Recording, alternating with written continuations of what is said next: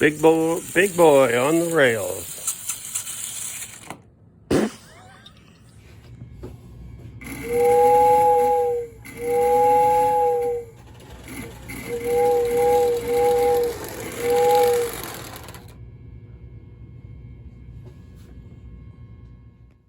Hello everybody, and welcome back to Old, Frail, and Decrepit.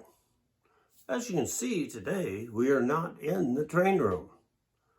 The reason for that is, what we're going to look at now wouldn't fit in the train room. Now, I was recently on vacation, and I got a bunch of different items while I was on vacation, and this is one of them. It's a Lionel number 8 standard gauge locomotive, a number 35 Pullman car, and a number 36 observation car. Now, I've got a lot of different gauge material. I've got N gauge, I've got S, I've got HO, obviously I've got O because I run it out all the time. So I've been wanting to try standard gauge. So when I ran into this at an antique store, I couldn't pass it up. And this is actually in pretty good shape. Has some scuffed paint, missing a few decorative pieces here on the frame. But other than that, it is a very nice looking and running locomotive. We're going to see the repairs that I've made on these cars, and then we're going to run them. So sit back and relax and enjoy the video as we run some trains. I'm also going to do a little bit of a comparison here. You really can't take in the full difference between the standard gauge and O gauge till you get a side-by-side look of similar items. So we're going to run these trains here today and show you the repairs that we've made. Thanks for watching.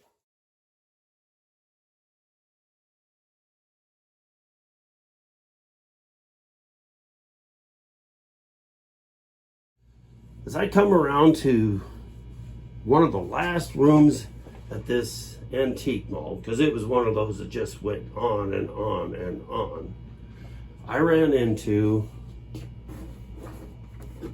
this item. Now, this is standard gauge. It's Lionel number 8. The wheels are in good shape. You can see the motor is not seized. And before this video is over, we're going to see if this thing works. There's it's got both bulbs in it. I haven't found any missing parts to it yet, but that is really, really sharp. And of course, as I've mentioned before, here at Old, Frail, and Decrepit, we are a little bit cheap here. I got this for $250. You're saying, oh, is that a good deal? Well, how about if it had a passenger coach and an observation car to go with it? I got all of that for $250.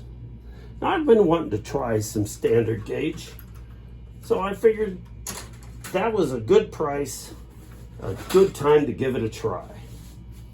So we're going to check out that locomotive, see if it runs. I obviously won't be putting it on the track because I don't have any standard gauge track yet, but we're going to try and rectify that. There's a couple of train shops here in town. Going to check with them. If not, then we're going to go and check with the train club, because there's a couple guys there that do the standard gauge.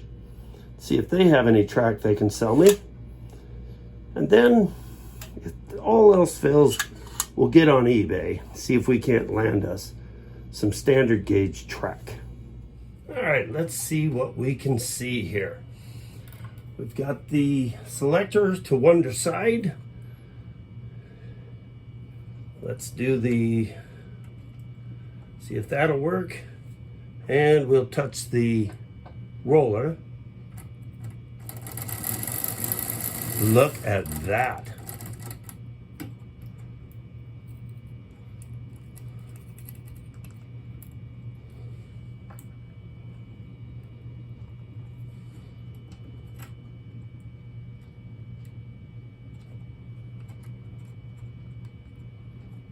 Well, it did run. Look at that. And let's see what we got on the other side here.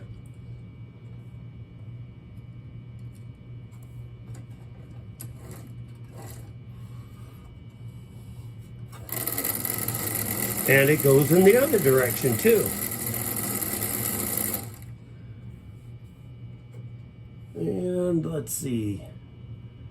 So that in the middle. So forward, reverse. Now what I didn't see was any light. So we're going to give that another try. No light at this end. How about, oh, we do have light. Oh, we do have light at the other end.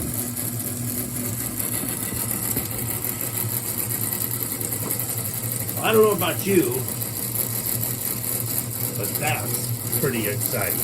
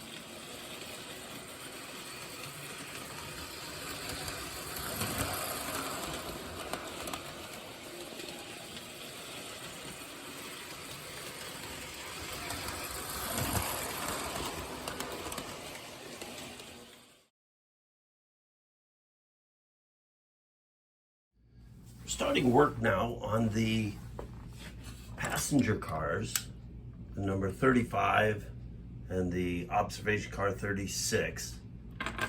Now these are the stained glass pieces for the number 35 car, and I'm going to need exactly the same thing for the number 36 observation. So I thought, well, I don't want to dump a bunch of money into trying to find some reproduction or original, used original. So I thought, what could I possibly do? So I removed all these from the car that had them, which is just as well because on one of them they had it installed behind the metal seating piece in there. And I hit upon the idea of just putting them in the copier and making a copy on paper. Now what I've done this with the films out of the Marx passenger cars that had the pictures of people. And what you do is just make a copy and then laminate it with some clear tape. Now, I don't know how well that's going to show up, but it is somewhat muted. The copy itself wasn't as crisp as the original, but because they're going to be on separate cars, I don't think that's going to look too bad. So I haven't done this before, trying to replace these. So we're going to see how this turns out. And if it turns out good, I'm going to show you. Of course, if it turns out not so good, I'll still show you. So let me get them installed and we'll see how it looks.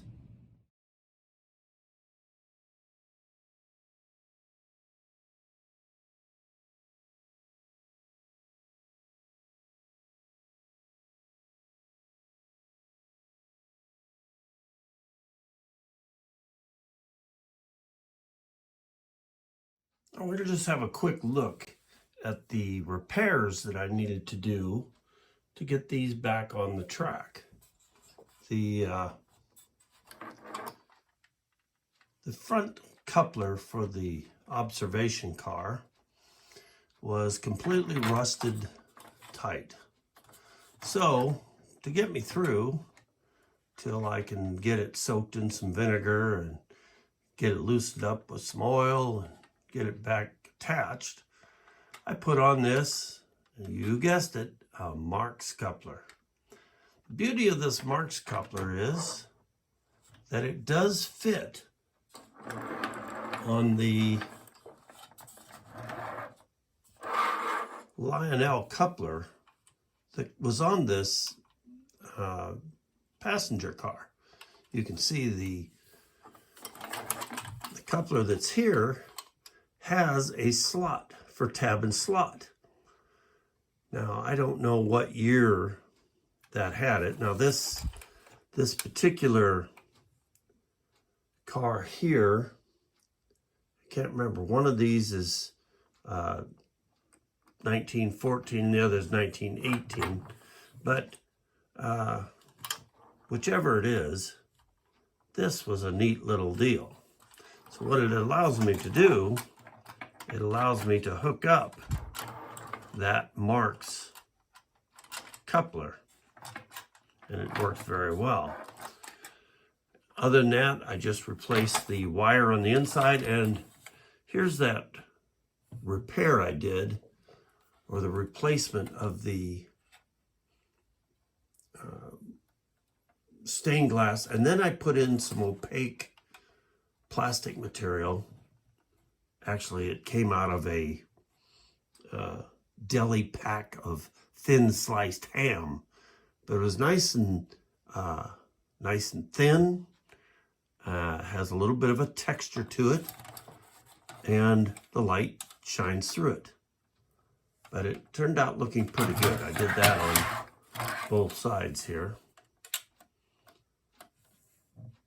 So that's the repairs I did on this particular car. Now, this car had the same problem. The coupler was completely rusted shut. So again, I replaced it with a Marx coupler. The locomotive has that same type of coupler with the slot in it, so that worked out well. The other problem they had was, on these trucks, they had lost the axles. So what they had taken was some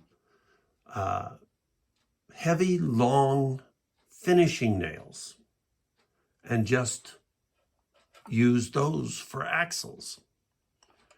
Now, the problem with them was they weren't staying in place. They kept falling out of the little slot, so that the wheels would try to fall off. In fact, when I first picked it up at the store, the one set of wheels fell completely off.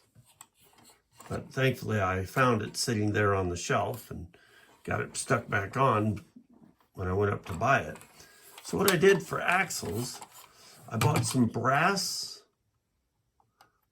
rod and then a brass tube big enough for the rod to slide through. So I cut the rods long enough to fit clear into the journals, and then I put the tube just long enough that the wheels have a little bit of play. And as you watch the video, you'll see this going around. You'll see that it does work. Now, it's probably not the simplest way to go about that, but at the spur of the moment, that's the only thing I could come up with. And you can see I also used opaque material in these windows. Also, the light shines through, but you're not looking straight through the car. So that's the repairs. Oh, and I also replaced the wires for the lights. In fact, I'll just pull the lid off here.